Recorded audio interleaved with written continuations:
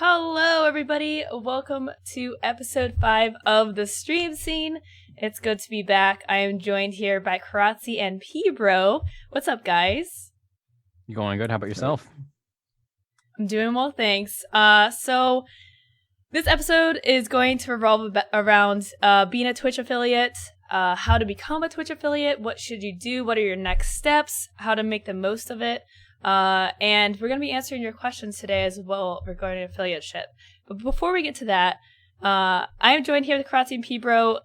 Tell me a little bit about yourself, starting with Peebro.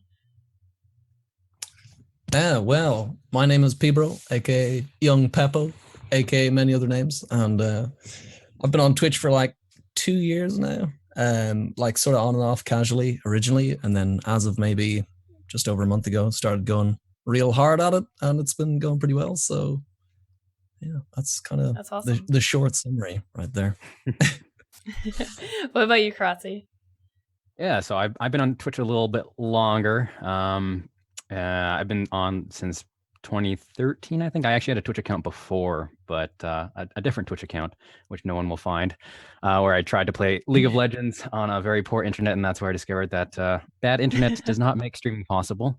And League of Legends too, I mean. Yeah, trying to get in there. I knew nothing. I was like, hit the live button, let's see how this goes, and it was just a laggy mess. So started there, and then moved slowly into, I was playing Magic the Gathering, so slowly moved into there. And that's actually where I started getting some of my long-term viewers actually that are still with me, even from changing from Magic the Gathering. And I moved over into Variety, and yeah, ever since the affiliate happened, been hitting it a little bit harder.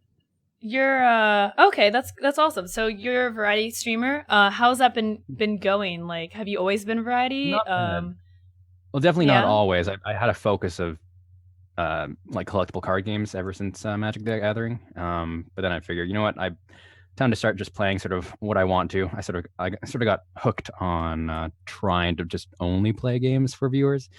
And I'm sure many people know that doesn't really work out too well for your own mental health, I guess. So, yeah, I was like, okay, I got to start playing things I like to. And I've always loved indie games and really just weird, unique, fun games like that. So I started playing more of those and just dabbling in there.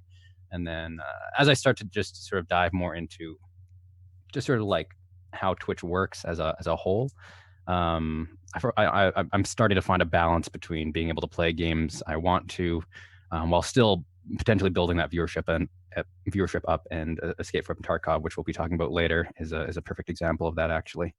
So yeah. That's a really important point that you make. Go ahead, Peebro. Oh, sorry. I was just gonna say, yeah, I started off like exclusively playing like DayZ for like a year. It's sort of on and off, and I was kind of obsessed with that game for a while, like many other people weren't. Yeah. And then obviously people got a little bit, fed up with it, and it's a development process. We won't get into that. And yeah, slowly started to diversify a bit more, and yeah. But Tarkov has become, as of currently, the kind of main driver, and then trying to get that mix in as well. Like today we were playing Hellblade. Sounds cool. So do you find yourself like staying with one game and then being hooked for a while and then switching? Because you see those types of streamers as well, where they just get so engrossed into like, you have like the PUBG streamers and stuff like that. And then, those streamers were the H1C1 streamers back in the day, who were at first the DayZ streamers, right? So do you find yourself like just getting totally hooked to one game and then kind of going there, or like, mixing it up daily? I mean, how does that work for you? Yeah, well, for me, like Tarkov is definitely like the main game right now. Like I do play that a lot, but there is something to be said for balance, like there is good growth in Tarkov and stuff right now. So obviously that's very tempting and you want to keep doing it, but you also don't want to just become that one trick pony and then, you build up this group of viewers that are only there for Tarkov, you know what I mean? So right. I like to just mix it up a bit. So you build the I don't know, the kind of community I'm looking for anyway, so I can always be versatile. If something should happen to Tarkov, there's other avenues always. You know what I mean? Yeah, versatility is good. That being said, I am playing a lot of Tarkov at the moment. Yeah. No, I would definitely agree with that. That's important though, because I mean, like you said, like if you become a one-trick pony, it hurts when you start to diversify. So What I always recommend is like if you find yourself like building a huge community with one game, try to throw in a different game like in the middle of your stream or something, like maybe the second half of your stream, or start with something different. But maybe not too different, right? Like you don't want to do Escape from Tarkov and then just play The Witcher 3 or something, because that may not transition as well as, let's say, you do Escape from Tarkov and then you do PUBG or something for a few hours. So keeping to the same genre or type of game, when you find yourself kind of getting pigeonholed into one game, can really help to like start to spread out a little bit, and also for your own sanity, right? Like some people can play the same game forever, but I can't. I can't. Yeah. I tried doing it. Like there was a game, I don't know if anyone knows the game Duelist at all. It was a CCG type game, and I got into that pretty early. And when I look back, I'm pretty confident if I stuck with that consistently, I could be partnered off that game. But I knew I wouldn't be happy being a partner off that game and then not being able to really transition that community, because especially the CCG community, it's very hard to transition to anything but other collectible card games if you're going to move around Twitch. So I definitely wanted to sort of get out before I sort of got pigeonholed into something like that.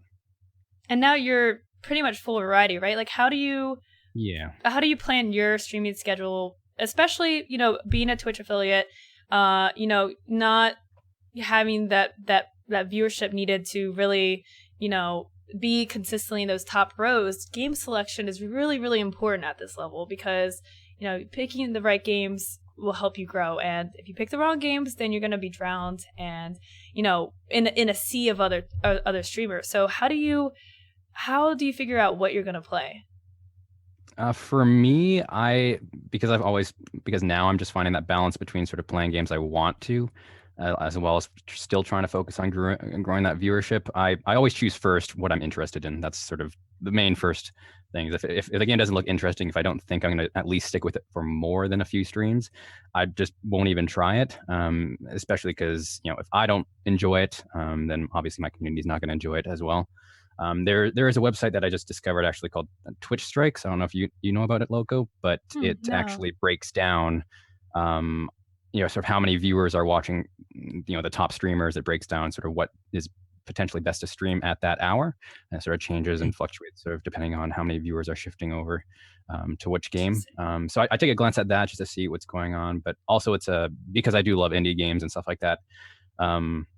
Just making sure you stick to news outlets and figuring out what's upcoming and what can potentially have the biggest sort of hype meter, while still being sort of not super saturated. So even if I find a game like the next PUBG, or for example, even if it is super hyped, if I think that all the big streamers are going to take over it, for at least a few weeks, I'll let that stuff ride out first, and then I'll jump into it later.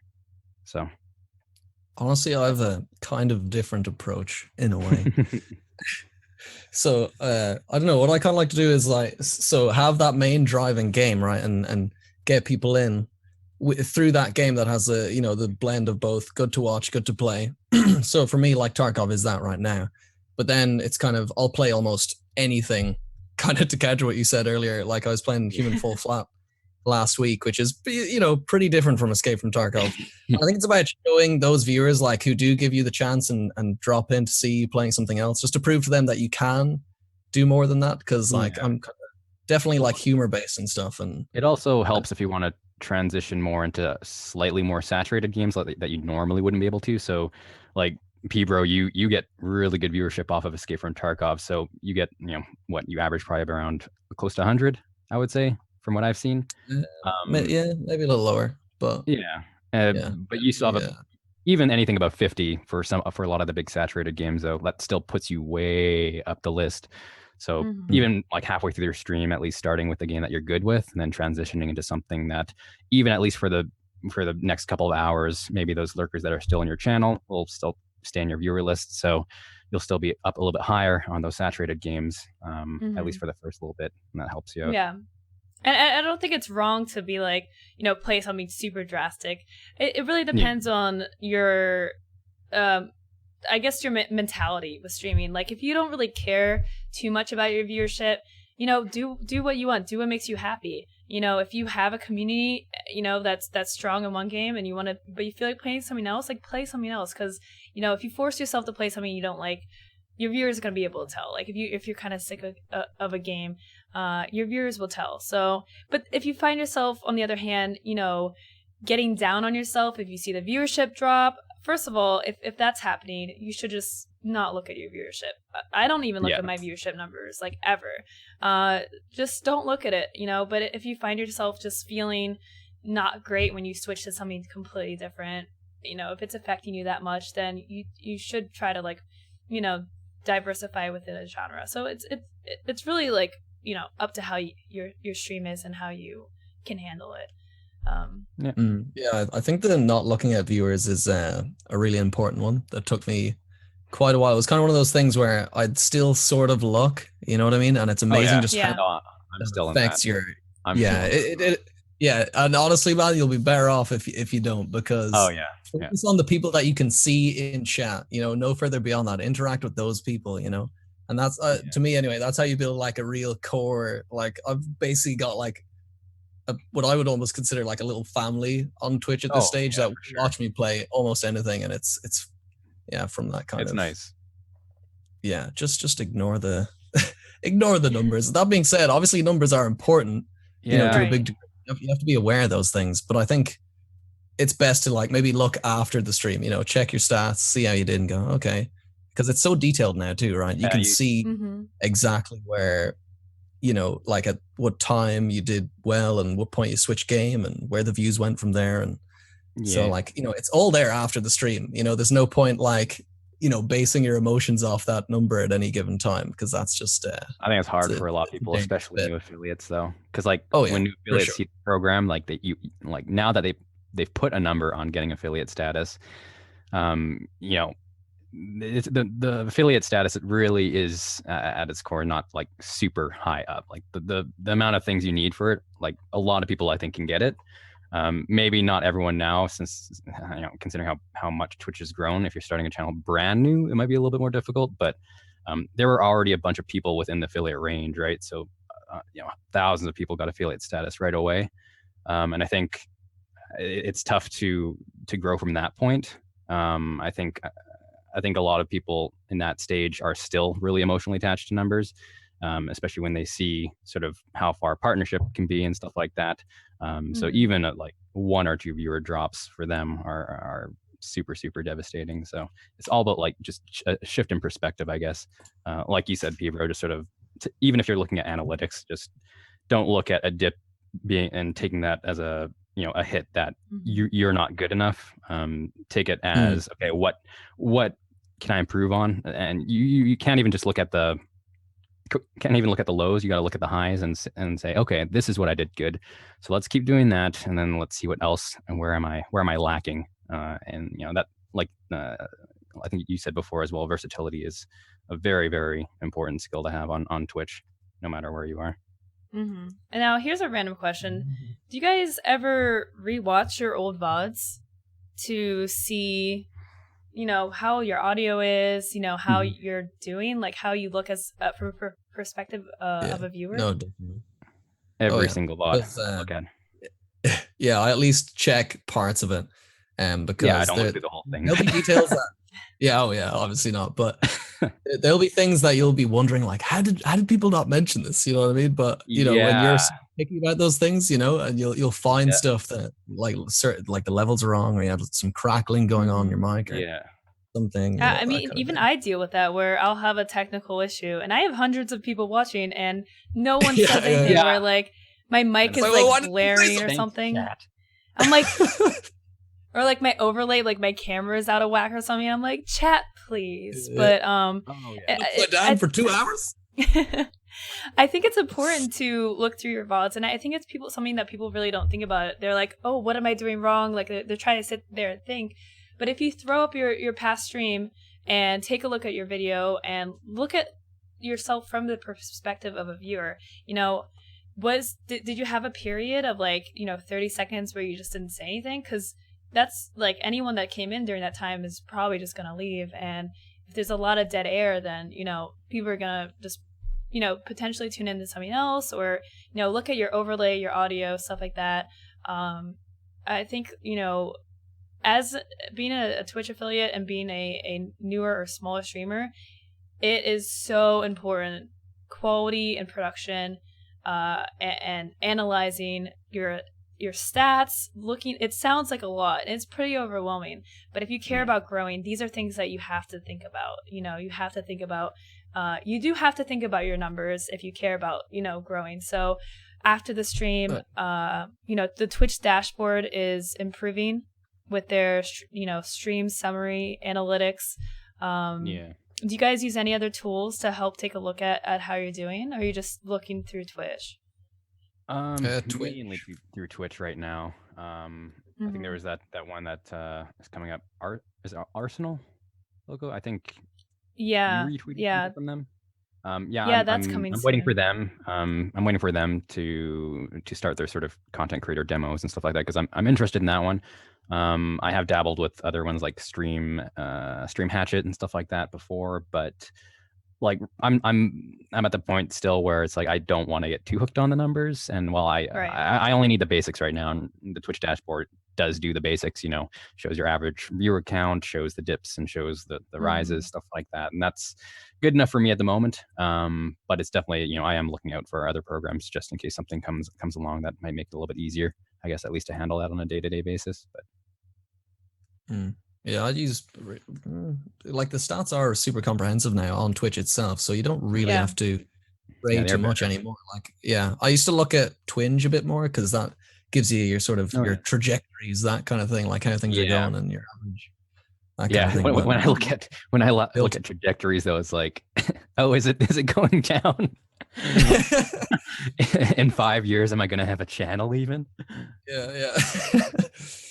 It's a tough balance. Go back to what you're saying as well, Loco. Just like about, I don't know, like it's harder than ever to achieve people's like follows or subs now, because the standard is so much higher, and like to start streaming it's so much more accessible than it once was. So like I remember, say 2 years ago, and I'm sure you do as well, like just the standard was definitely lower. It was a lot easier to gain a follow off someone, or for someone to chill in your chat, and now when it's so saturated, and you like every viewer that comes in, it's like a little audition. You've got a brief amount of time to show these people that exactly, that you're worth your salt, and maybe they'll drop in at a bad time, but for the most part you just gotta try to stay on it. And long ago, I think it was mainly just luck, whether or not you sort of struck it big. Now it's luck on top of you actually having to do a lot of work to make sure to improve your chances of that luck striking, I guess is the best way to put it. For sure. And we'll be talking more about the life of a Twitch affiliate and more on this stuff in the second half of our show. So I want you guys to think about if you have any burning questions for us, for fellow affiliates. I mean, the point of this show is to, a lot of you guys are in Peebro's shoes, in Kiratze's shoes, and this is a very relatable show for you guys. So, hopefully we can do our best in the second half to answer your questions and cover these topics. So, just keep that in mind. We will be doing a Q&A at the end, but we've got a few little tidbits to talk about before we get into that. So our first thing is going to be talking about some streaming news. Cue overlay change. So we are going to be talking about the Twitch rating feature that just came out. I think this week, last week. So raids has been something that's been around Twitch as a kind of like a cultural thing, a support system where at the end of your stream, you've got all these viewers, they need someplace to go. You want to send a love to somebody that you support. So you queue up a message and you link up someone's channel and you all charge in there and go send them some love. And it's a really great way to network, support your fellow streamers, kind of work together, collaborate, and help each other grow. If you raid this person, maybe they'll raid you back someday, or it's a good way to make friends in the space, and also to just share quality streams with your viewers. And So Twitch has put an official touch on it, where they have an integrated system. You can type /raid space and the person's name, and then it gives the option for people to join. Click a button and join. And at the end of 30 seconds, all these people that have clicked the join button, it's a crazy thing that happens if you haven't seen a raid. Have you guys done raids yet, Kiratze Peebro?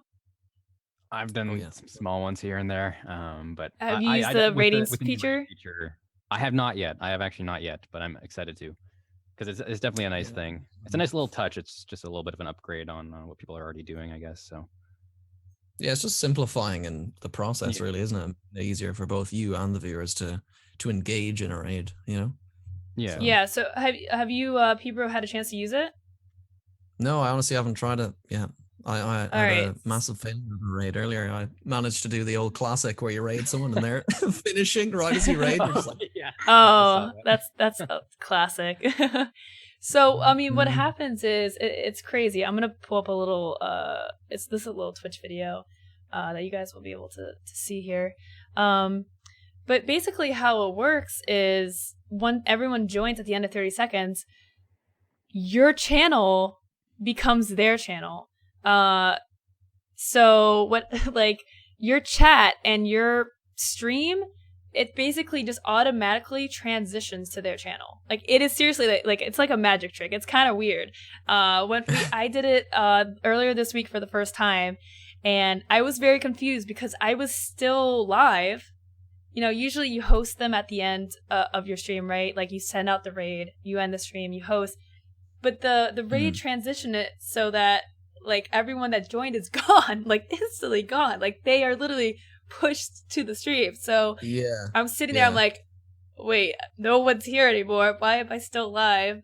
I was like, I'm just going to end the stream because I don't know if anyone can see me anymore. It was such a strange experience. Like, I've been part of. To be fair, though, it might help with I don't know. I'm sure you've seen this before, where you have people in your chat. They're not really too familiar with raids, so they're there interacting with this streamer in your chat. So nothing they're saying is getting, and you're just like, oh, should I? He's in the wrong place here. Yeah, but so I guess that's over. But otherwise, I don't know. It is a little weird, I guess. Yeah, is there any? Do you know if there's any way to customize anything about the raid at all? Like, because I know some people have, or a lot of people have, like, phrases or catchphrases or something like that the channel does when they do the raid. But as far as I know, when someone has a raid sort of pop up in their chat box, it doesn't say like, oh, prepare this phrase or something like that. It'd be nice to, I think, see something like that, or also adjust the time before the raid starts. Because I think there's a lot of streamers that are doing their outro still or something like that, and then the viewers get teleported mid outro or while they're still speaking, and then you can't catch the end of that.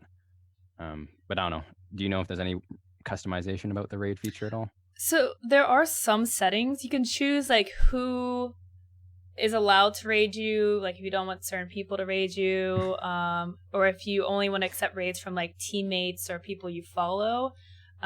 Stuff like that. But I don't think there's any way to customize how many, like, what the time is, because I think 30 seconds is very short. Because think about your stream delay, right? Like, by the time you tell people that there's a raid, the button is going down the screen like halfway through, right? So I think like giving people like 3 minutes, right? Like, you know, raid has started. This gives people time to join. It gives you time to explain what's happening, to prepare your message. Literally, the chat and the video, the whole channel, just it's like it's like a forwarding, like it just forwards you to their thing. Like it was very weird. It definitely sounds pretty abrupt. All right, I'm have to try this feature out maybe tomorrow. See how it is. I'm not sure how I feel about it. No, it doesn't automatically host. Okay, so for whoever didn't join the raid, you still have to host, right? Okay. Yeah, I believe so. But yeah, I recommend trying it out, see what it's like. I'm not really sure how I feel about it. I'm not sure how my viewers feel about it.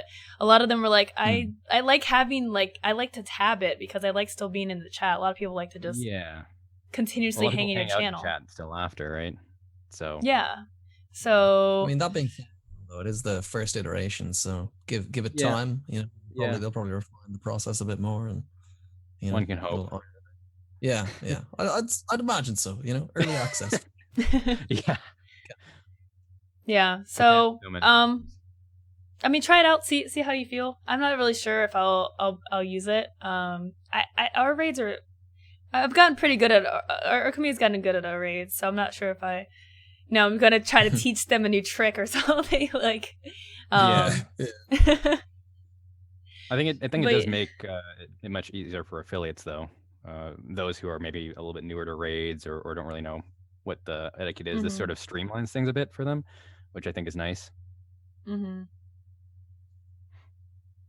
And I mean, rating is like someone just said in chat, like rating is such an important tool for affiliates and smaller streamers.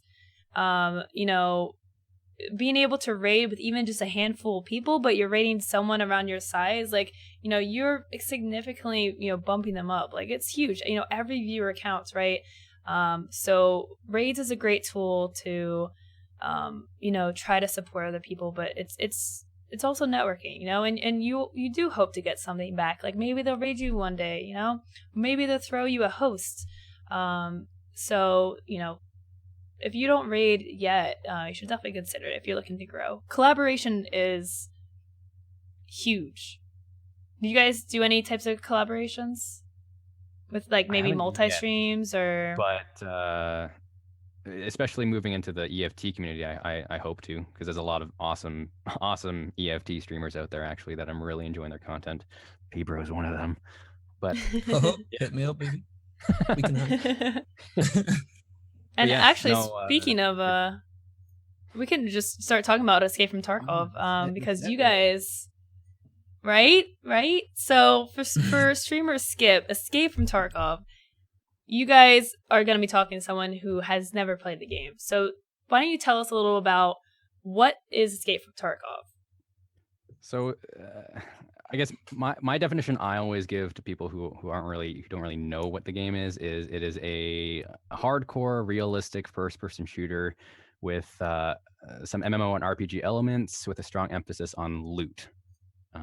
I don't know. Peebro's a lot more familiar with the game, so I don't know if that's a good, accurate description of it, but that's what I would give. I mean, I think some people heard of it a lot more a long time ago when it first came out in alpha, because you had people like Sacriel playing it, a lot of big streamers. There are a couple big streamers picking it up now, like Shroud, for example, has been actually enjoying it for some streams the past few weeks, and it is definitely growing. But that would be my sort of quick definition of what EFT is. I don't know about you, Peebro. Yeah, honestly, same way. It's one of those games that's quite hard to encapsulate quickly. You know, it's almost become a meme in my channel at the stage where people go, "Is this PUBG?" You know, but because it does, have that, as you said, like the RPG elements and stuff, and the mix of both like PVE and PvP in instances is quite hard to explain to people as well.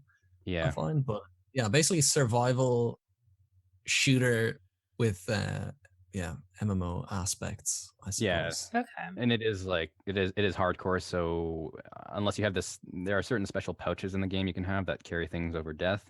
But otherwise, you drop everything when you die. Oh God. That means and because there is sort of an economy where you do have a dollar amount, you have a finite dollar amount in your inventory. So obviously, if you run out of money and you run out of things in your stash, you have to go in with just your melee weapon, pretty much, which is other than Factory, which is like a really small map, is pretty much a death sentence, unless you get lucky with some desync, that good old desync or lag.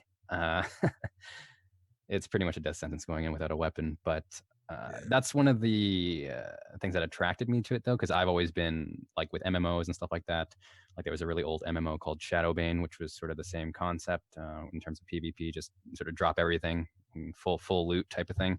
And I've always really enjoyed that. And I think for streamers that does sort of make it a little bit more entertaining to watch, because streamers, the chat always blows up when like top streamers are using like M4 or something like that, which is like one of the best weapons. And let's say they just get taken out by like a small pistol or something like that, the chat goes crazy because that gun's essentially lost. You can ensure stuff, before you go into the raid, but that's not a guarantee you'll get it back. Not until the raid's done and everyone's either dead or gone, because there is sort of a point A to point B type thing to the game where you are trying to, hence the name Escape from Tarkov. You're trying to go from one side of the map to the other. There are certain extraction points. It is, and bear this in mind, this isn't a fully released game. This is currently in closed beta, and they're planning on having open beta by the end of the year. But I don't know if you're gonna say something, Peebro. Well, just kind of, I feel like it's translated well, and this is a similar case with PUBG from DayZ, because like I think it was 2012. DayZ was basically the biggest game on Twitch, right? And like that game basically worked. You loot, you spend quite a lot of time looting, and then eventually, or potentially at any time, you can break into PvP. And I think why people enjoyed PUBG so much, at least at first, was because it's that process but sped up, right? You're looting much quicker, much more to the point, and the PvP is a little more solid. So I think EFT was also a similar situation where it's like, you're not spending hours to get to a certain point where you fight. It's you pick what gear you want to go in with, or with the gear you've earned. You go in, you do the raid, you die, you lose everything, you survive, you come out hopefully with some loot and make a profit. Yeah. And it's basically like can you go in at any point, or like do you queue like how you queue with PUBG, where you start with like you just wait for a full lobby and then you guys all spawn in at the same time? Like right now there's like 4 different maps that you can choose from, like which raids you want to go into. And there's like sort of a global time as well. So that actually, obviously matters on the time of day, whether you go in at night or not. So you like pick a map, pick the time of day, and then you get lobbied in with people and you get into the raid with whatever loot you've chosen. Yeah. In addition to that, though, you have so you have your main character, and there are stats involved, and they do have a bunch of different skills they're planning on adding in. Right now, I think there's only about 6 skills, but they have tons that'll actually affect your character and how fast you can run, how fast you can potentially bleed out, things like that. There's a very extensive sort of health system in the game. In addition to, if you are a gun nut, this is pretty much the game that you have to play. It has the most extensive modding system and customization in terms of optics, suppressors, anything of that sort. But yeah, you have your main character, and then there's also Peebro was mentioning sort of there's that PvE element. There is an AI faction in the game. You have 2 different factions: the USEX, which are like the Americans, and then the Bears, which are like the Russians. And then you have scavs, which are essentially just scavengers. So they're the AI faction that you can actually encounter in the game. They can shoot you, and you can obviously loot them as well. But you also have a scav character that you get one life every half an hour. And that's like an extra chance to potentially get loot. You won't spawn at the same places really as the players, and you'll usually spawn in later on in a raid. So you'll sort of get the scraps of the raid as opposed to getting sort of the best loot. But it's just a nice little extra safer way to get loot without really losing anything, because you go in with a pre loadout, I guess is the best way to put it. Okay, so Peebro, I know you've been playing this a lot lately. When did you start playing this game, and how has it changed your channel, if at all? Like, did you grow significantly from this, or how's it been for you? Well, it actually came out.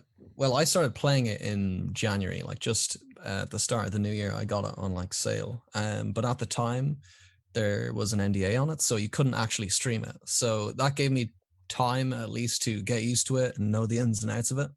So eventually, when I was allowed to stream it, I already had a pretty fair idea, so I was able to tell people what I was doing and how to do it, and it was pretty good. And then as of recently, it's picked up a lot more traction. So yeah, it's been doing really well for the channel, and it's a really good place in terms of like there's a strong community there right now, and there's a lot of viewers who are hungry to find more streams and smaller streams, which is currently pretty damn rare. Having that where people actually want to scroll down the viewer list and see smaller streamers, and it surprisingly has, like, even for a hardcore game, it like, just because I'm just starting, just in the past few weeks I've been getting into EFT a lot more. It has like one of the most helpful and nice communities for a hardcore game, which for a game like this, where it has full loot, stuff like that, you might not expect that. But I was gonna say that's a little surprising. Yeah, no, like all the streamers I've watched and stuff like that, their communities have been amazing, and I've had people, come into my chat and help me out with anything I need and point out tips without flat out telling me you're doing X or Y wrong. Everyone's been pretty helpful. That's really cool. So for new and small streamers, is this something that they should wait on, or is it worth jumping in now? Like, what are your guys' recommendations for someone that's this looks like it's game right up their alley, and like should they play it? I think it's a great time. Yeah, definitely. Like Peebro said. Wait, first of all, can they play it? You said it's closed beta? It's closed beta, but you there are certain pre-order packages, and this is actually a good time to say this because Black Friday, they are having a Black Friday sale. So November 23rd is when it starts until November 25th, I think.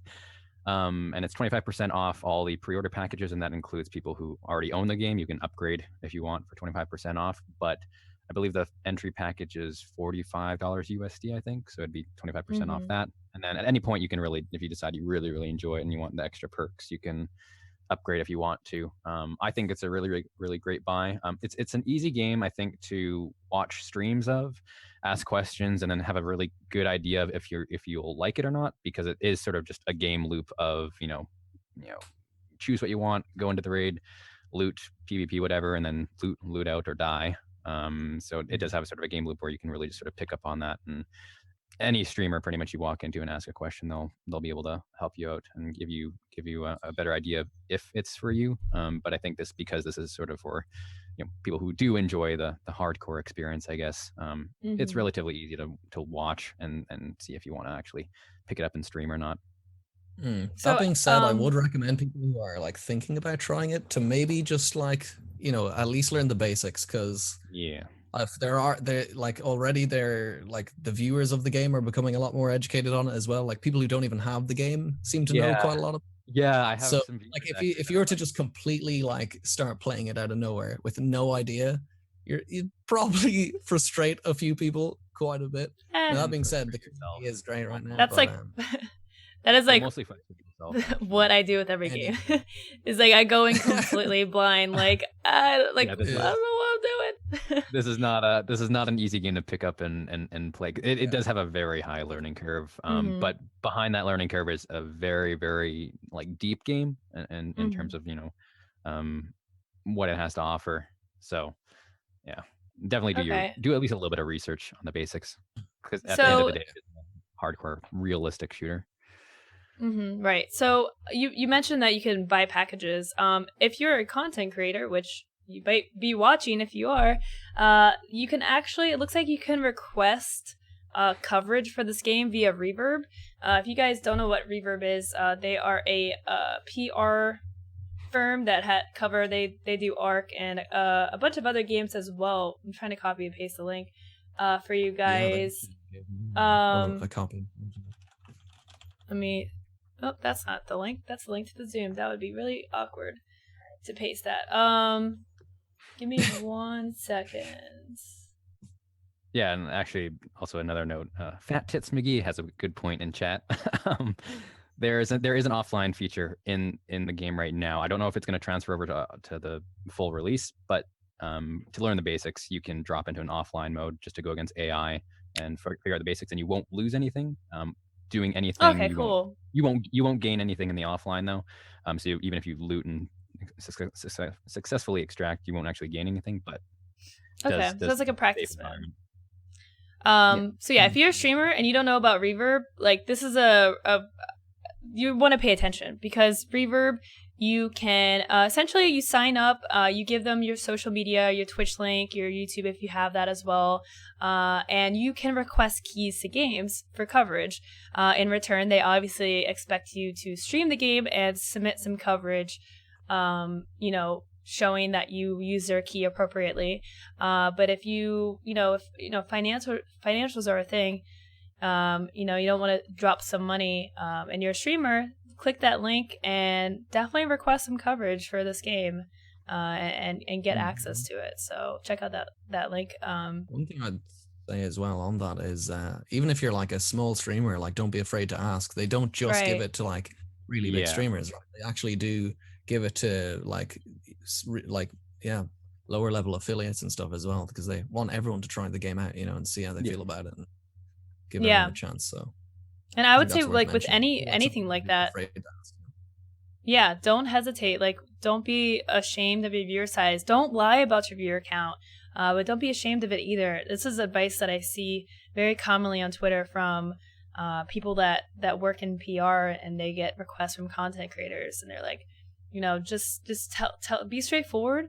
They're like, a lot of these companies, they don't look for a threshold. They're not looking for only Lyric and the top streamers on Twitch. They are just looking for people that have passion, have quality, and like want to play and stream the games. So don't hesitate to apply to these types of opportunities. With that said, we are going to talk more about the Twitch affiliate world and Twitch affiliate program after a quick break, guys. So we're going to take about a 5-minute break real quick. And when we come back, more Twitch affiliate talk, more streaming talk. Save your questions. We'll be doing a Q&A as well. So we'll be back in just a few minutes, guys, with more of the Stream Scene.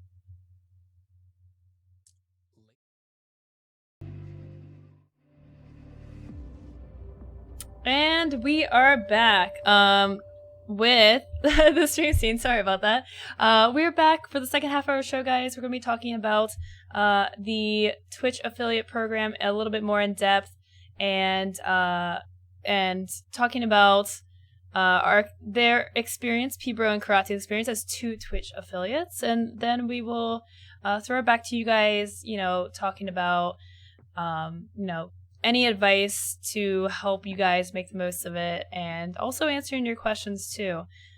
So Peebro, let's start with you. How long have you been a Twitch affiliate? And I guess how has your experience been? Well, I've been an affiliate since the program opened up. So that was, oh dear, when was that? It was I don't April? know. April, yeah, I think, was when it was announced. End of April was when it was announced. Yeah, so it wasn't like an instant, but it was within the, week or two after it where they slowly started rolling it out. So yeah, I eventually got it because I already had all the numbers to get in the first place. So it's just a matter of waiting for it. And yeah, at start, honestly, it didn't change like a huge amount. Like getting subscribers was definitely an interesting thing. And, I already had a small community, so I had like a little sub base. But I think, it definitely showed me that there's more potential than I had originally realized, I suppose, getting access to affiliate features. And I was like, okay, maybe I can do something with this here. Yeah. And then joining a stream team recently, it's kind of where we have weekly meetings and talk about our progress. It's kind of helped me focus and go, okay, let's actually, give this a try and see where it goes. And yeah, so I don't think I mentioned, but I think last week, maybe Sunday, I applied for partnership. So we'll see how it goes. Yeah, thank you. He'll snipe it, I'm sure. That was actually one of the things that when I walked into Peebro's channel, actually, I was actually surprised he wasn't partnered yet. Just how he handled his community and the viewership that he had in the community. So I was like, when I saw he was going for partnership, I was like, yeah, you do you, because you'll get it. We'll see. What we shall see. Because I believe they're bringing in this new what is it, road to partnership type thing? Yeah, so the like achievement system. Yeah. So I feel like maybe they'll wait for people. I guess like they might let in as many partners at the moment until that rolls out. So they can get that feature rolling and show people how they can improve and whatnot. But yeah, I mean, the affiliate system, or the achievement system is going to be huge for affiliates because it's going to give you concrete numbers and a roadmap into becoming a partner. Right now it's kind of like on the Twitch partnership page, it's like you need 500 viewers or something, but people have been partnered with like 80 viewers, but then people have applied with 100 and haven't gotten partnered. So the partnership system, as long as I've been on Twitch for over 3.5 years now, has just been kind of like, I'm just gonna try and see what happens, right? And now it's gonna be like, this is where you are, this is where you need to be. Like, you know, you're going to know what they're looking for. It's going to be, you know, transparency is important. So it's gonna be really helpful. Kiratze, what about you? How has the Twitch affiliate program been for you so far? How has you know, has it changed your perspective on streaming? I think it has to. It's definitely made me focus a little bit more on, again, sort of shifting that perspective into. Because I mean, I've always sort of wanted to try and aim a little bit for partnership even before affiliate came out. It was actually just around when affiliate was announced was when I started thinking a little bit about it more. But this sort of helped me solidify it and sort of help me focus on exactly where I want to take my channel, what I want to do with it as a partner. You know, I have plans other than just streaming games, because I think to get partnership now and even down the road, like it won't just be streaming games. Yeah. I think, and especially just for longevity purposes and versatility, that word again, being able to monetize yourself in multiple ways, and also have a backup plan. So like I have a career I want, and then I'm going to be trying to use Twitch to supplement that rather than trying to go for Twitch as a main sort of source of income. Because I think, like, I would say probably like 1%, if not less, of partners are actually doing it full time, contrary to how many viewers think that many of these, you know, partner streamers, that's all they do is stream. Yeah. But many of them do have full time jobs, you know, like DJ and stuff like that. So yeah, I mean that's really crucial insight, and a good way to think about Twitch, because a lot of people just see okay, I want to be partnered on Twitch, I want to go full time, I want to play video games, but you know, the truth is the best way to get into streaming is to diversify. And, you know, that's why I always encourage, you know, thinking outside the box and not just playing games, doing other things too, though. You know, I feel like that's a topic that we bring up weekly on the show is diversify, you know, IRL, cooking, creative, music, you know, thinking of different routes, and also just things outside of just streaming, but like, you know, PR or community management, you know, being an artist and stuff. These are all like things that streaming, it revolves around streaming, without actually directly, you know, trying to grind the streaming, you know, life. yeah, so that's really good insight. I think affiliate program is a good way to sort of, I guess, to weed out the casuals, I guess, people who weren't even thinking of going for a partnership. And because I know a lot of people, like I see this a lot on the Twitch subreddit and stuff like that, or people celebrating their affiliate status, a lot of them settle.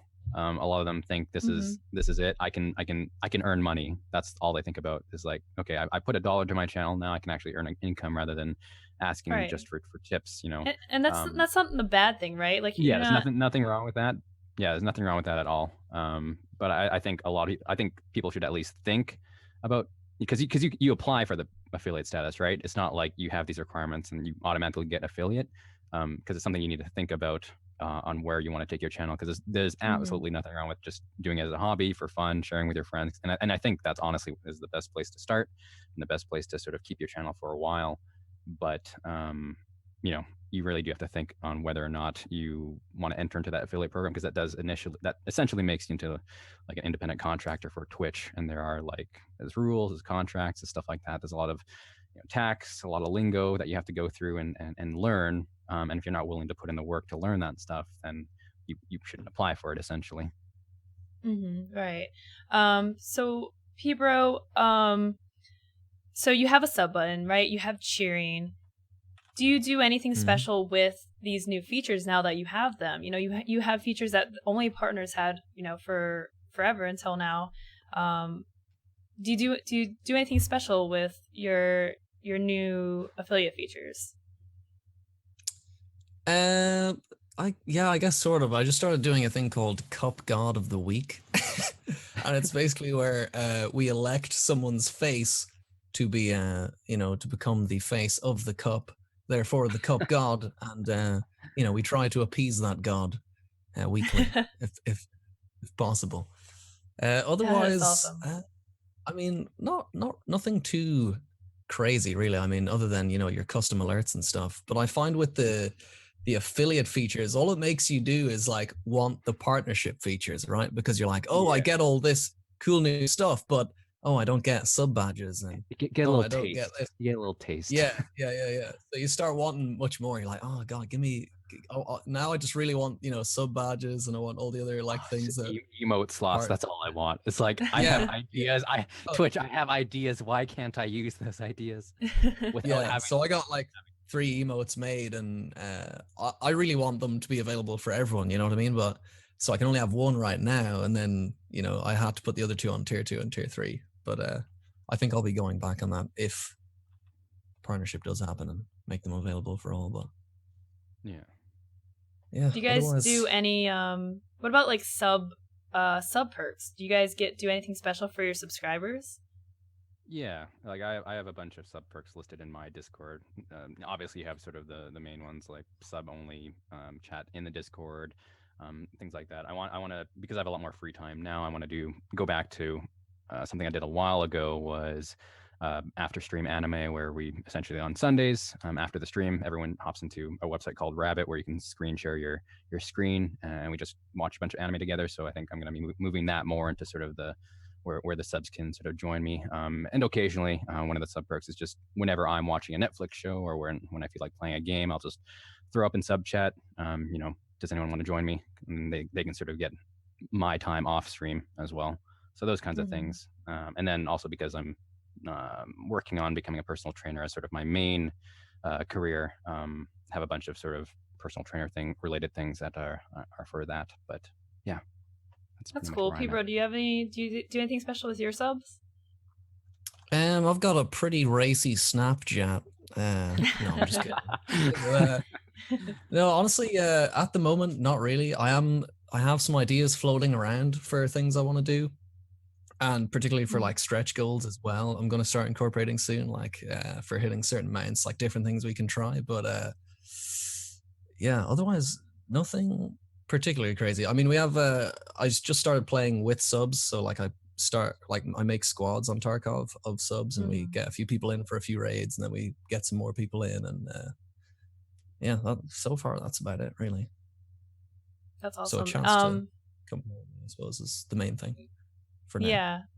So now you have you're bringing in revenue through Twitch. It's every what is it, every 60 days you guys get paid? Yeah. Well, once you hit them, I think it's $100. The $100 threshold. Yeah. Once you hit that, it's, I think, 60 days after that, I believe. Yeah. Okay. So the affiliate program is an opportunity for, these, streamers that, for a while, just like, like maybe they get some tips and stuff, but if you guys don't know it, like, bits are huge on Twitch. Bits are, for me, I get way more bits now than I do tips already. Like, it's crazy. Bits are wildly popular. And people like to go around and just drop a couple bits. Like, I'll see a viewer that I've never seen before, and they're just like, here's 100 bits. Like, keep up the good work. It's like, okay, man. And then they just leave, and they're just going on to the next. It's like Santa Claus just walking around. So, this can be, for a lot of people, extra revenue that they'd never had access to before. Especially the bits. Bits are fun. They're fun to play with. There's cups and stuff with the bits, and with subs, subscribing, it's $5 a month. You sub and then forget about it, right? Like, so it can be some really nice revenue for affiliates. What should affiliates do with this money? Like, I'm sure a lot of them, a lot of you guys want to reinvest into the stream. How, though? What's the best way to put this money back into the stream? I agree with Peebro. What'd you say?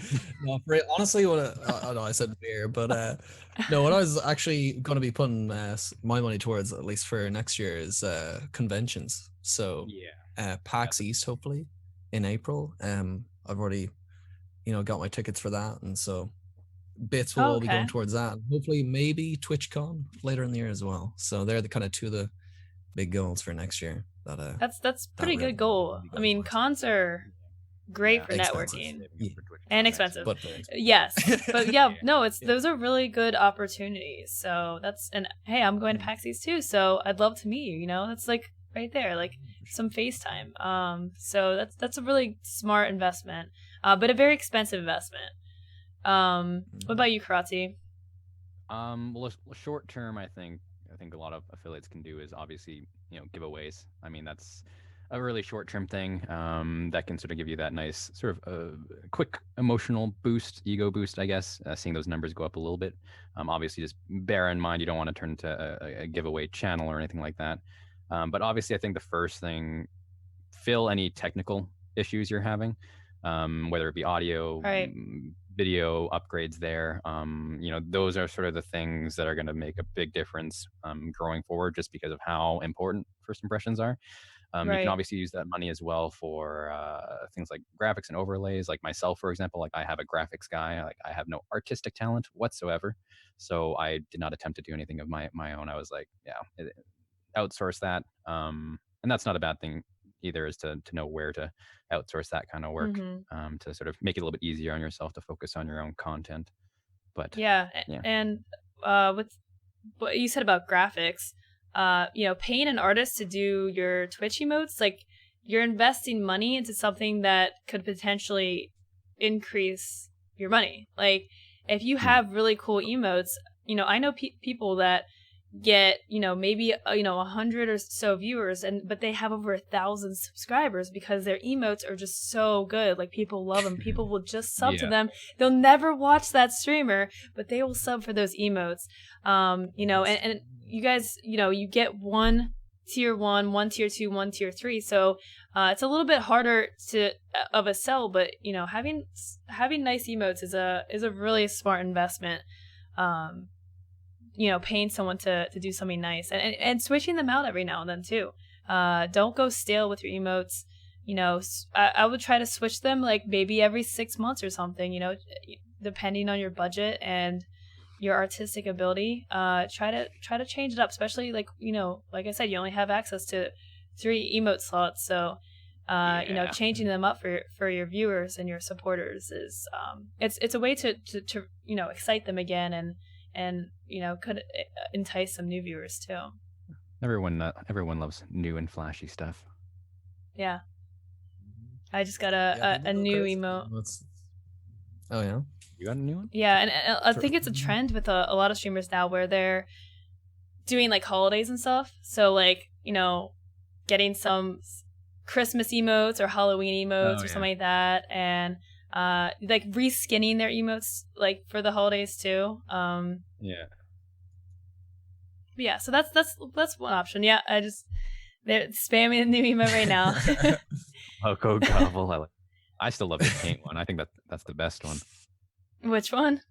Loco OK. Oh, I don't know when the ones that I've drawn in under 5 minutes. They're the most popular. Exactly. But yeah, so reinvesting your money is especially for production. Having some nice audio, like when you listen to these guys talk, like it sounds nice. It sounds relaxing. Right. Like you don't have to go crazy with like the most expensive audio that you can find, but getting, no headset mic nonsense, get something decent. I'm using a Blue Yeti, and you can go as cheap as that. A Blue Yeti, I think it's like like $100 to $200. It's a USB mic, plug and play, like sounds decent.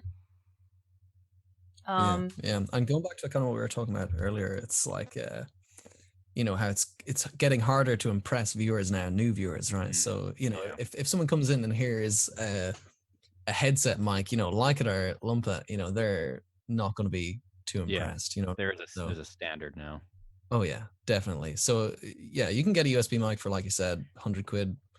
It comes back to you big time. And I know for me as well, as someone who doesn't use a cam, the vast majority of the time, having a good microphone is pretty damn important.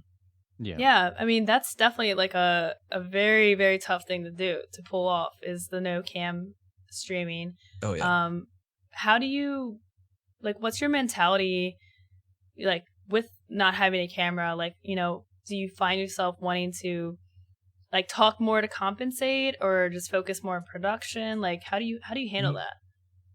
Yeah, so you definitely that you do have to talk more for sure. Like there is a certain level of like if you have a cam, you have a lot more leeway to be quiet at certain periods, that kind of thing. But from an early stage, I kind of drilled into me the idea of like, you know, no dead air at any time. And I feel for me personally as well, I do a lot of like accents and stupid voices and kind of thing, you know, that kind of deal. So that it kind of works for me better actually. And that's why having tried the cam, I still kind of prefer not using one because it kind of works better for the kind of thing I'm trying to do. I feel anyway. And I think a lot of people would agree with me. I mean, sure, you know, they would like to see my face at times, but I genuinely think I'm better off without it. Are you ever gonna do a face reveal? I've actually done cam streams. Like I have tested it out just to test the waters and see how I feel about it, and you know, and get rid of any kind of fear of having a cam in my face, because obviously there was a level of that originally, but yeah, I feel having tried it now, I just prefer not having one. I think it just does work better. Interesting. So do you guys have a set stream schedule? Do you guys stream at a certain time every day? Yeah, I do now. Like just up until a couple of weeks ago, I had a full-time job that was a little bit sporadic. So it was weekends were always consistent, and that's where I always had my best viewership. No surprise there. But now that I have a lot more free time, yeah, I have a set schedule. I think it's just another standard that is sort of Twitch. You sort of need that schedule. Oh yeah, no, like because as I said before, like I'm been on and off for like 2 years or whatever, and as of the past month, a little bit over, I started actually going hard at a schedule, and I cannot recommend one enough. Like without a schedule, you're kind of lost. Yeah. Like Consistency being back at that same time where people will know, like, okay, he's going to be on at 8 p.m. You know, they don't have to check anywhere or anything. They just come on and there you are, you know? It's a huge difference for sure. And Kiratze, you mentioned like you know you were balancing streaming with a full-time job for a while. How do you how do you balance that? How do you find that balance? Because a lot of Twitch affiliates, you know, probably have full-time jobs and stuff. Yeah, I think it just depends on how much you actually want to get out of Twitch. When I was doing the full-time job sort of near the end there, when it was getting a little bit more sporadic and a lot more overtime, things like that, I just didn't want to stress about it too much, because I knew if I, try to have a set schedule, I knew I would just punish myself if I missed a couple of streams because of my job. But it's obviously something that's out of my control. I think a lot of people with full-time jobs just need to sort of, it's really all about priorities. It's, if it's that important to you, you will find time to make for it, and you will be able to keep it consistent. Same thing with, exercise, for example, is just a matter of priorities. I think that you want to obviously just find a time where you can consistently stream for at least a couple hours. I find usually 3 hours is a good starting point. If you can, 2, definitely sort of at the minimum. But I see some people sort of ask like, I stream like an hour a day or whatever like that, and they wonder why they're not growing. And at the same time, you still have to make time for yourself, your family. Like when I first started my stream, I sort of blew up because I had connections with a larger streamer. But I was at the point where I sort of got hooked on it, and that's like all I thought about. That's all I did. And I sort of ignored other social interactions and things like that. But that's important to us human beings. So even with a full-time job, and if streaming is important, still worry about making time for yourself, making time, for off stream things too. Like that's a big thing if you want to grow. Yeah. It's not just being the online personality. It is all the back end work. It is, checking out other streams, seeing where you can grow there, and reviewing, critiquing, and analyzing that kind of stuff. I mean, let's say you're too tired to stream after work one day. You can still take an opportunity to improve your stream though. Like you don't have to feel like it's a complete loss. If you have some energy, try to put some work into, planning a new event for your stream or working on, a new feature, setting up a giveaway. Networking is pretty easy to do. It's just time consuming, right? Like networking, you want to find streamers around your size, similar community or similar vibe as you, whatever that vibe is. Check into their stream, say hi, sit and chat for a bit, ask them what they're playing, how they're liking it. Now do not go in there and be like, oh yeah, I'm not streaming today, I'm too tired. Or don't be like, oh, I just got done streaming or whatever. Don't secretly mention your stream in some weird way, because that always leaves a bad taste in everyone's mouth. If you're like, oh, I'm gonna go stream, I'll see you guys later, have a great one. Like it's like a secret way to advertise your stream, and it just looks bad. Even if you're not meaning to do it. Yeah, I'm actually in terms of like networking and stuff like that for you, Peebro, because I notice you are like EFT friends with a lot of partnered EFT streamers. Like, were you just streaming EFT and they hopped in your channel, or did you actually actively reach out to them? Well, a few of them I already knew from quite a long time beforehand, like say Markstrom, for instance. Like we go back quite a long time in the DayZ days and everything. So honestly, just a lot of DayZ people have moved to EFT, so I know a lot of people through that. And also just having been there since the NDA dropped, I've kind of got to know a lot of other streamers in the EFT category, between like rating them rating me. Nice. And the stream team as well, of course. So cool. That's really helpful. Yeah, it's, people playing the same game as you. If you're going to, raid somebody or try to extend, a connection with somebody that you don't know yet, I definitely recommend, spending time in their chat first.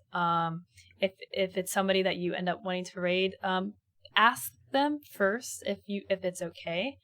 I'm sure a lot of times they'll probably say yes, but if you're gonna raid somebody that doesn't know you, it's a little bit awkward, and the person that's receiving the raid wants to be able to say something about you, right? Like they want to be like, hey, follow them, they play this, like, that's usually what I do when I get a raid. I'm like, check this out, like I know this person, they're awesome, I can vouch for them. So this goes back to when we were talking about rating earlier in the show, but sorry about that. Talk to that person beforehand and spend some time in their chat. Networking can be as simple as just saying hi, checking in with fellow streamers that you've gotten to know or want to get to know. I mean, most of my viewership is from pretty much purely networking. I mean, a lot of like Logos community, for example, knows me. And coming off of that, like I moderated for someone else, and just like Logo said, just chatting. The more you chat, the more you get yourself out there, the more people will just recognize you, and just be helpful. I mean, be helpful as much as you can. That'll open doorways, and it's also one of those things where just like developers and publishers talk, other streamers talk as well. Especially if you're doing local stuff, which is also another good way to network. If you notice any local meetups happening in your area, like definitely go to them. It's a great way to just not just to get to know people in the good old real world, but it's a good way to network and check out other streams that are usually around your size as well. So that's another big thing. And there's actually a calendar on StreamerSquare.com if you want to check that out. There are events that pop up there. Right, yeah. There's a lot of community meetups going on. Yeah. Was that Peebro? No, I was just teasing. Cheeky plug there. For the well, but yeah, there's a lot of Twitch meetups, and definitely look around in whatever near city that you're at, because there's probably one near you, and it's a way to get your first steps into networking in person without the daunting task of trying to navigate a convention, right? Like that's a huge step. So you could go to a local meetup, maybe there's 10, 20 people there. Some of them are as big as several hundred, to be honest. So going to these local meetups can seem scary, but bring your business cards.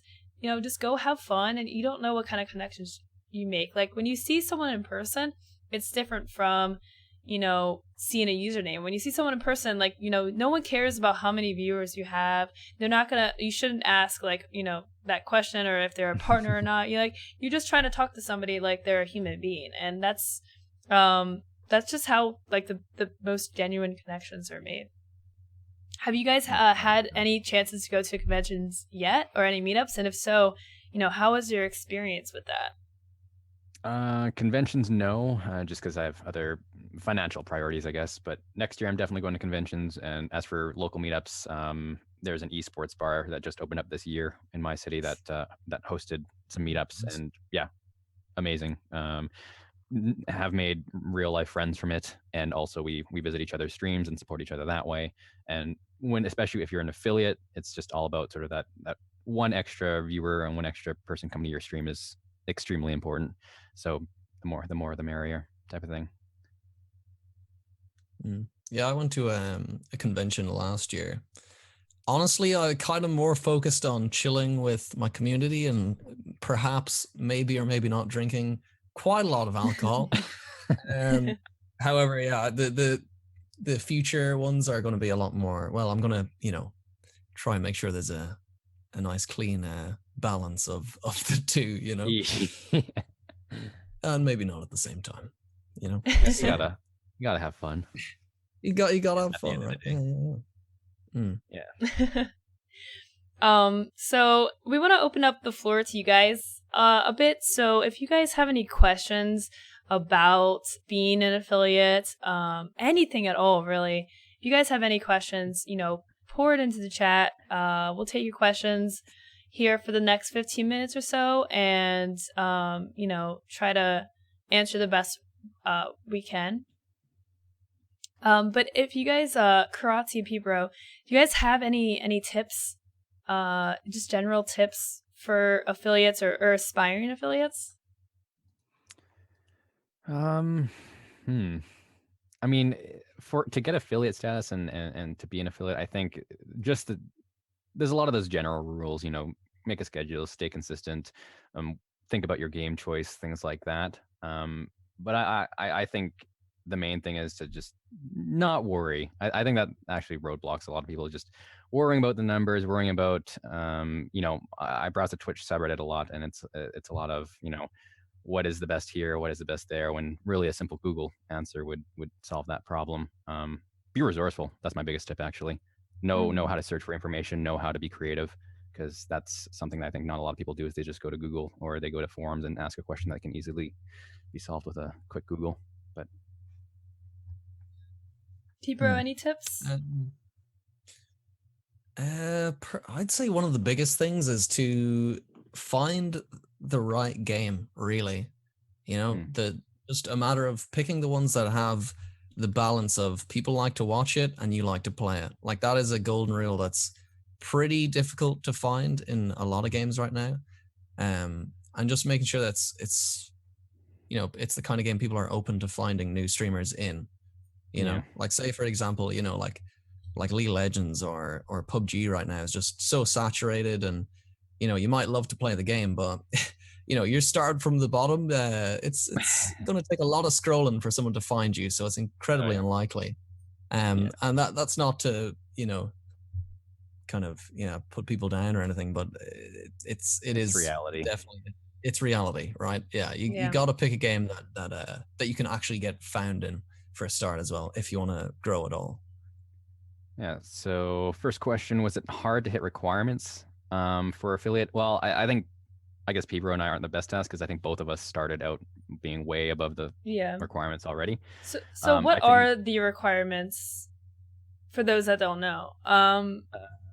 You need 8 hours broadcast in the last 30 days. 7 unique broadcast days in the last 30 days. An average of 3 concurrent viewers or more over the last 30 days, and at least 50 followers. So I would say the hardest thing, the thing that's out of your control for the most part, is the concurrent viewers, right? Like, you can choose when you stream and how often you stream. Like, that's completely in your control. The 50 followers is not in your control either, but it does go hand in hand with your concurrent viewer count. The biggest thing that I say, I honestly believe that any person could get an affiliate status, because for the 3 concurrent viewers, you need your mom, your dad, and your friend. Like, just ask Mubot, ask your friends and your family to tune in when you're streaming. Like, literally text them when you're going live, and let them know to just be like, yo, mom. I don't know why you're texting your mom, but you're texting your mom, Mom, please tune into my stream. You don't have to actually watch. Just open it, right? Just go to this link and leave it open. And just have some people lurk. Like, there's 3 viewers right there. Done. 50 viewers can be hard. I would say giveaways are a good way to kind of bump up your follower count. If you can give away like a free game or something. There's a site called Gleam that is what I use. Yeah, that's what I use. Oh, what's up? I would just say just know what comes with giveaways whenever you advertise giveaways. Like, you get a very low percentage of people who come for giveaways that will actually stick around. It's a nice way to get a little bit of a boost in numbers, which is important. But you just gotta keep that in mind, just because you will have some higher traffic during the giveaways, but that will drop. So just prepare for that, I guess, emotionally, if you're not familiar with that. But it's all about getting people through the door at the end of the day. So I like giveaways. I'm a big fan of giveaways, but you do have to understand what they mean. If you are advertising giveaways in your channel, there are going to be people that come in and they're like, okay, when's the giveaway? When's the giveaway? When's the giveaway? And then when the giveaway happens and then it's done, they're gone. But that's not a viewer that, like, okay, you didn't win that person over. But what you're doing is you got that person in the door, right? You had a chance to convince them. So for every person that's like that, there's a chance that you're going to convince someone to tune in and perhaps enjoy the stream. So giveaways are definitely a really powerful tool for getting people through the door and also getting those stats up, your social media links and your Twitch. How important has social media been in growing our channels? And what platforms do we use? I use Discord. I think the two that you definitely need are Twitter and Discord. Those are just given, I think, at this point. It's one of those standard things. I am thinking about starting an Instagram. I do know that one's getting a lot more popular, but I'm still sort of not sure how I'm going to attack that one, because I do a lot of pictures to my Twitter anyways, so I need to find a way to actually make use out of my Instagram. But it's definitely important to grow social media. Instagram it's caught me by surprise. I've started using it recently. It's so popular. I don't think it's a necessity for growing your stream. I think it's very good for growing your brands. As being, a person in the industry, it may not get people into your stream, but, it's a great statistic to have, and it's crazy the numbers you can get growing your Instagram. I would say the number one tool, if you're going to focus on one thing, is Twitter is so powerful. Yeah, if you don't have a Twitter, go make one right now. Yeah. It is such an important tool for everything that you do. Peebro, do you have any insight? Yeah, you said you had a nice Snapchat, right? Yeah, I've actually been kind of I haven't used that as much lately, but I wouldn't really use that for telling people when to stream and stuff. But honestly, Twitter and Discord for me are definitely essentials. Like Discord for me at the moment is like kind of like the chat away from chat, like when you're not streaming, people can still be in there and chilling, and also you can have like a sort of looking for group section for games, that kind of thing. And it's about building a community, I think, on Discord, and then Twitter is just a quick and easy way to connect with people, especially companies, other brands, things like that. Discord is good for keeping the community that you get, but Twitter is going to be what gets you that growth, right? Gets you the new faces. There's no real way to kind of grow through Discord besides networking. It's great for networking and networking with other communities. But Twitter, like, I mean, I think I need to do a whole show dedicated to just talking about Twitter because it is so powerful. Whenever you're going live, you should be tweeting. Don't fill your tweet with a bunch of hashtags and cover it. And like, if I can't find your link in the midst of all those hashtags and ats and stuff, like, you've lost me, right? Like, I'm not even going to spend a second to look for it. Like, if I can't cleanly see your link, I'm not even someone asked in chat, would it be a reliable source of networking? Yes, but there is an etiquette. Like I'm not going to name any names, but I've been tagged by this person where he just tags a ton of people when he goes live. Stuff like that is stuff you want to avoid. So it can be used for networking, but definitely got to be, there is, just like on Twitch, there's sort of an etiquette on how to do things properly. But no hashtags, I think, is a big one. Like no hashtags in terms of if you are streaming a certain game, know what tag it uses. Because there's been so many times, especially with indie games, this is a big one, where they'll just look through streamers and they'll retweet that kind of stuff if people are streaming their game. So in terms of just making good decorum for that. I think it's always a good thing to tag whatever game you're playing. Or, you know, if you're playing PUBG, tag the PUBG Twitter. If you're playing an indie game, definitely tag their Twitter because they're probably gonna come say hi, or they're gonna lurk and see how you're doing, and then they might be like, "Hey, I'm a dev. Thanks for streaming. Hey, I'm gonna give out some keys to your chat. Is that okay?" Like, I've had plenty of devs come in, lurk, and then be like, "I want to give away some keys to your chat." Like, you won't find that unless you're using the proper hashtag or the proper to their handle. Don't harass them, don't spam them. But if you're going live, tag them. Include an image in your tweet as well. It's just because there's a lot of like super active community managers within so many game companies now, and they're all looking through more or less Twitter. And I've had a few instances of that where a community manager will come in and go, "Yeah, I've got a few keys here if you want to give them out to your chat," that kind of thing. And it's definitely worthwhile. Also, one thing I'd mention, having a business email in your Twitter bio. Yes. That is a big one because like a company sees your name, the first thing they're going to look for if they want to offer you a game contact key, you. is that email. So I would say to anyone, if you don't have your email in your Twitter bio, go get some. Get it in you. Yeah. I mean, I can't tell you the number of times I've seen a public relations person or community manager tweet, "Guys, please include your email. I want to contact you guys. You're missing out on opportunities." And this goes for smaller streamers as well. Like, it literally can't hurt to have your email.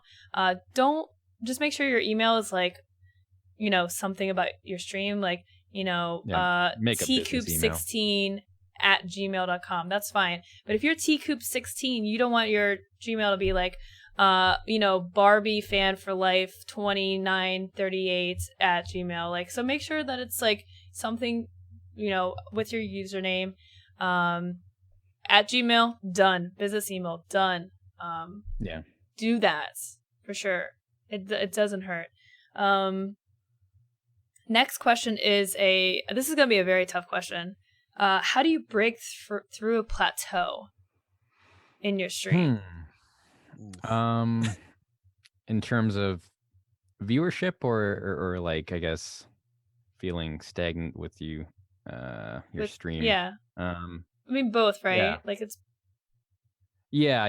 I guess that is the same thing. Never mind. Well, I suppose when that happens, you just gotta look at your content and go, well, what am I doing here? And what can I introduce? Like, what new thing can I bring to the table? Because clearly, you got to start, adding some new things to your stream and doing trying out new things. And otherwise, if you do the same thing all the time, it's just you're gonna stagnate. So I guess that keeping things, isn't it? Yeah. To add on that is just when you're making a change, look for a change that you're obviously going to be happy with. Like, don't look for a change with the hopes that, okay, this is going to get me viewers.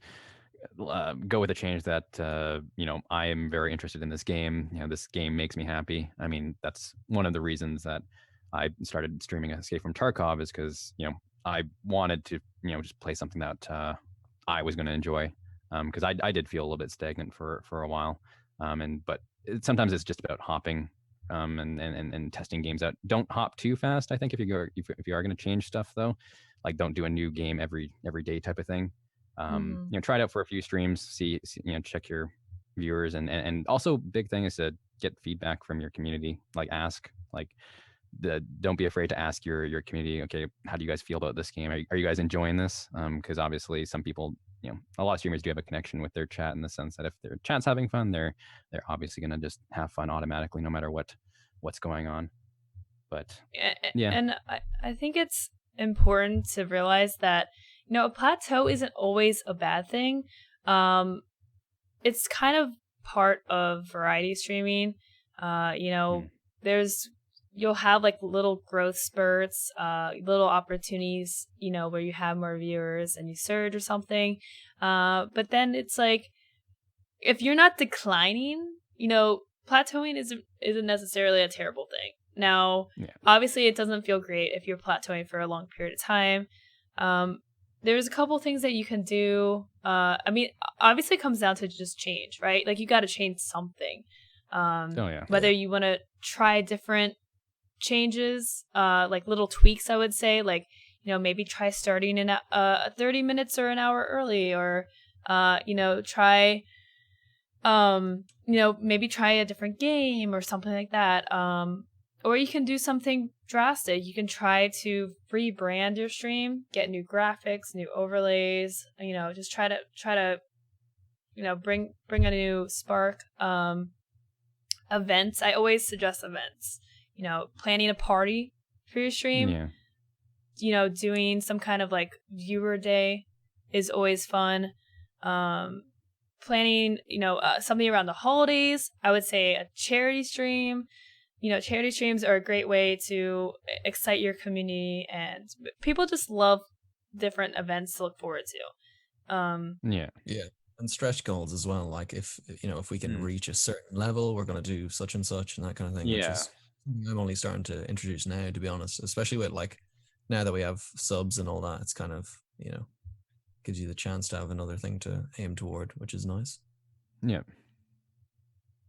This was an interesting one. Maybe Peebro could chime on this one. For as an alternative to streaming with a face cam, is streaming with face rigs a good idea today? Did you ever think about that, Peebro? Honestly, I did think about it. There was a point where I was maybe or maybe not working on a banana with a face. Oh, that would be fantastic. Yeah, honestly, that got canned after a while because that delay irks me way too bad. I don't know about you guys, but it's just there's always going to be that delay in the mouth movement, and that was the main thing I was looking into, was if there was a way to lag the actual stream in order to synchronize it to have a perfect one-to-one mouth movement thing. Yeah. So that was honestly the one thing I was looking into, which was just seems to be undoable as of now.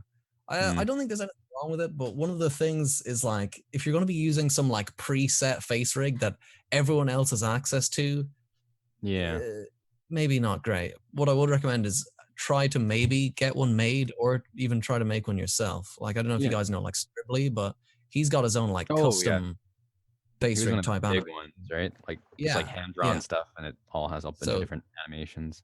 Exactly. Like if you're using one that anyone else has access to, that's not going to get you too far, really, is it? You need to have your own sort of signature and stand out with something like that. And if you like have never used face rig before, and now all of a sudden you want to start using it, it may not go well to just go full face rig, right? And just I'm a permanent like gorilla now. Like this is my gorilla face rig. I'm rebranding.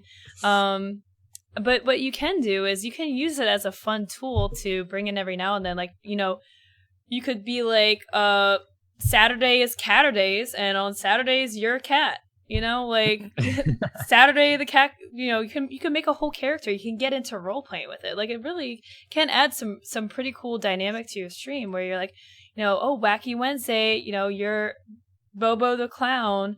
You know, this is an entirely different persona, right? So it can be a pretty cool way to freshen up the stream and bring a cool little twist. Yeah, I think it's something Tuesdays, Oh yeah. Who doesn't want to see a fish, on a Tuesday? Come on. I think it's something you need to you can't really half-ass face rigs. I think you really need to go sort of either don't do it or really plan it out and figure out what you want to do and how it can potentially affect your growth. Yeah, like just design a full-fledged character and then just pop on one day and be like, just someone completely different. I mean, role playing is something that we've talked about on the show, and it's a very popular thing on Twitch. You have, Dr. Disrespect as a character. You have people that stream as different characters, as different face rigs, and then you just also have like the role playing in game, right? You have like the GTA RP, ARC RP, stuff like that. So, I mean, role playing is fun. People love that stuff. So if face rigs an option for that. Mm-hmm. So this is a question for Peebro and Kiratze. What do you personally feel is YouTube's place in your growth? Do you guys YouTube at all? I do. I definitely want to do a lot more with my YouTube. Right now it's mainly just short videos for Escape from Tarkov that I want to show off, but main source is obviously highlights. I think it's a big way to just catalog your highlights, and essentially the main goal for YouTube is just a way to drive more traffic to your Twitch channel, if that's going to be your main source of content. But it is a nice way to be able to do more produced content that's either hard or just not really possible on a live stream. For example, with me being more fitness related, workouts and things like that, that's something that's a little bit harder to do on a live stream, but I definitely want to focus more on that for YouTube. But I've definitely had a lot of traffic from YouTube come to my Twitch channel. It's just a matter of you do have to keep up on reminding people that the Twitch is where you want to grow. So if you wouldn't mind at least checking you out, stop by, give the channel a follow, and then if they enjoy your content on YouTube, they're very likely going to enjoy your content on Twitch. So I think they work well together. What about you, Peebro? Yeah, no, I'd definitely be inclined to agree. I know when I used to play DayZ, I used to make videos like here and there, not regularly. It's just so hard to find the time to like maintain a consistent upload kind of thing. But it definitely helped because it's just another, form of content that you can hit at communities with, and they'll, it's like in YouTube and come check out your channel. As of recently though, I kind of turned a new leaf and I'm kind of coming back to YouTube. Only I'm trying sort of like 1 minute gaming news, but to say it's gaming news is a bit of a stretch. It's completely like satirical, total piss take. Yeah, I think I saw your latest one. It's actually pretty good. I like it. Cheers. But so hopefully I'm going to be doing like one of those a week because it's something I can feasibly make pretty quickly and get out there. So and I think if it, it's one of those kind of pieces of content where eventually one might hit in the right place at the right time, and that could bring you potentially quite a bit of extra attention. So I don't know. We'll see how it goes. I'm gonna keep at it for now. And obviously, also I really enjoy making it, which definitely helps. Yeah, at the end of the day, it's just a matter of getting more eyes on your Twitch channel if you want to grow there. Yeah. So it's just another good source. For sure. Yeah. YouTube can be like time consuming. So if you work full time and then you're trying to stream, in your spare time, taking on YouTube can definitely be a challenge.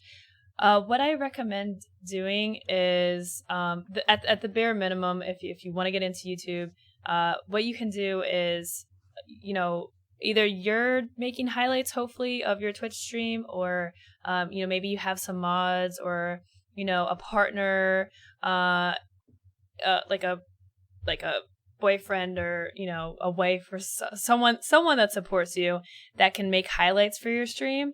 Highlights are in it of itself on Twitch a really helpful way for people to get a grasp of your content in just a few minutes time. Not only are they good for sending out to like PR and CMs to show them what you do and what you're all about, but it's also really great for viewers too. Viewers love highlights. They love to see the best moments of a stream. It's like the cliff notes of 7 hours of content, right? Like you just can watch 2 or 3 minutes, and there you go. You're it's very entertaining. And the cool thing about highlighting on Twitch is, you don't need any real video editing experience. It's very it's very simple to do, and then what you can do is just export it to YouTube. So my YouTube is just exports of Twitch content. So my mods help to cut highlights. They write down the times during the stream. Then some of my mods will cut them into highlights and then just ship them to YouTube. And it's a very simple way to get content on YouTube, and people love highlights. You got to make highlights for your stream. It's a win-win. Yeah, for sure. Like on YouTube right now, there are channels that are making money, like real money, off the back of like just Dr. Disrespect clip montages and stuff, and many other streamers as well. So better that you probably make it yourself before other people start doing it for you. And it's just another skill to add to your arsenal of being a content creator. Being able to have other ways to monetize yourself, and good thing to have. I think YouTube's important. Yeah, for sure. All right, so this will be our last question for the show. Are you guys building a community outside of Twitch, like on Discord or Reddit? Yeah, I think we touched on it a little bit earlier, but yeah, Discord is the way to sort of build that community off stream. Because you can coordinate things like for example, Peebro's sub squads on EFT and stuff like that. It's also a way to sort of connect everybody for all your content as well. If you do a bunch of different stuff, for example, I have my own podcast, and then I also do YouTube, obviously, and that's just a nice central place to sort of keep all of your true loyal viewers connected to all your different sources of content and drive traffic everywhere. And also just a nice way to connect with people, because obviously you can't be on stream 24/7. So especially considering you can do Discord on your phone. I chat with my community all the time, even when I was doing a full-time job. When I'm out on a job or something like that, I'll check the Discord, say hello, see how everyone's doing, and that's important for keeping people there and also potentially growing. Peebro? So Discord is a big one for me. It's where we elect our cup god for the week. Very important. And also looking for group, a place to just chat in general is good. Also recently, one thing I actually recommend is Snapchat, because they recently upped the group limit, how many people you can have in it. So if you've got particularly closer members of your community, it's kind of a cool way to just for us, we just throw pictures back and forth of whatever we're doing at the time, and don't get any crazy ideas now, guys. I know where that your minds are wandering. Okay, but you know what I mean. Those you can have maybe 40 or 50 people, I think, and that's a pretty cool way to just yeah. But Discord is I think the key. Yeah, I don't think Reddit, but I know there are some larger Twitch streamers that do Reddit. Yeah, Reddit kind of scares me a little, to be honest. Reddit is a scary place. It is definitely a scary place. Yeah. Yeah, and I tried at one point to make a Reddit, but I was like, between Twitter and Instagram and having a website, we had forums at the time. This was before Discord. It was just too much. I was like, you don't want to spread yourself, stretch yourself too much, because you have a limited amount of time. I like Discord a lot. Discord it's live, so it's like a chat. It's like Twitch chat carried over into something that's always there, and people just migrate to that after the stream. It's easy to play games with people. There's no I feel like a lot of people ask, oh, when should I get a Discord? I'm too small for a Discord. There's really no harm in getting a Discord at any time, no matter what your size. If you can pull someone from your Twitch chat to your Discord server, that's a little hook that you just put into that viewer. Now they have access to your community, and they can chat with you and get to know you and get to know your mods and your other viewers and stuff. It's they've just made another commitment, right? They've kind of committed a little bit more to your channel, and that's a good thing. Yeah. So Discord, I really like. Do you guys? I guess now that you have subscribers, do you guys keep your Discord open to everybody? Do you make it sub only? Like, how what does your Discord look like? Mine's open to everybody. There is a special sections for subs, but I definitely don't have a sub only Discord or anything like that. Mm-hmm. Yeah, that's how I run it too. Yeah, I think that's mostly how people run it. I have heard some people do a sub only Discord, but I'm sure that's like the really, really large streamers maybe that do that. Right. Like that being said, like you said, Kiratze, you can add a section maybe for just subs if you want to. Yeah. I don't know. At my level, anyways, there's no point dividing your community in that regard. I don't think. I agree. Yeah. For sure. I wrote this guide a little bit ago last year on Discord and like how to make a Discord, like actually go through like what kind of channels you can make, what you can do with your Discord. It's a really, really powerful tool. I'm gonna link it here in the chat for you guys. Definitely recommend a read if you guys are wanting to use Discord. Yeah, it's on especially for StreamerSquare. networking too. It's actually not bad for networking because there's tons of different communities out there, and especially if you have favorite games, huge because there are a lot of devs and PR people that hang in that Discord for that particular game, and especially for upcoming games where they have alphas and stuff like that, they'll usually have roles for people who create content, which is just another way to get yourself out there and connect with potentially grow. Yeah. These have been some really great topics. You guys have asked some really, really good questions. It's been fun answering them. But unfortunately that is going to be our time for today. So I want to give a big shout out Peebro and Kiratze. Thank you guys for joining me on the show. Where can we find you for those that are watching? You can find me at twitch.tv/Kiratze, of course, pretty much everywhere Kiratze. I have such a weird, unique name where if you just type me into Google, only my stuff comes up, which is also another good thing. If you're planning on looking to choose a name, definitely choose something that is a little bit more on the unique side. It'll make it easier to find you. But yeah, just Google Kiratze. You'll find everything me. And as of now, I'm pretty much live every single day at 11 a.m. CST. Yeah, I'm at twitch.tv Peebro, and I play from 8 p.m. till late p.m. Late a.m. I think. But and that's in UK time. And from there, really, the panels are all there if you want to find my Twitter or get in the Discord, anything like that. Awesome. Thank you guys for coming into the show. I'm Loco, and I'm the host of the Stream Scene. You guys can find me on Twitter and Twitch as well, Loco and Loco2525 on Twitter. You can also find more information about things that we've talked about on StreamerSquare.com, which is the website that I've created, and Kiratze is actually a content creator for the site. So definitely recommend giving the website a browse. We also have a Discord. Hey, Discord, you guys can come over to the Discord, chat with us, and chat with other streamers, etc. So definitely check out those links, guys. And we'll be back next week. Thank you guys for being an awesome audience. It's been awesome having you guys, and hope to see you guys next week. This VOD will be on YouTube if you missed any bit of it or you just want to rewatch it.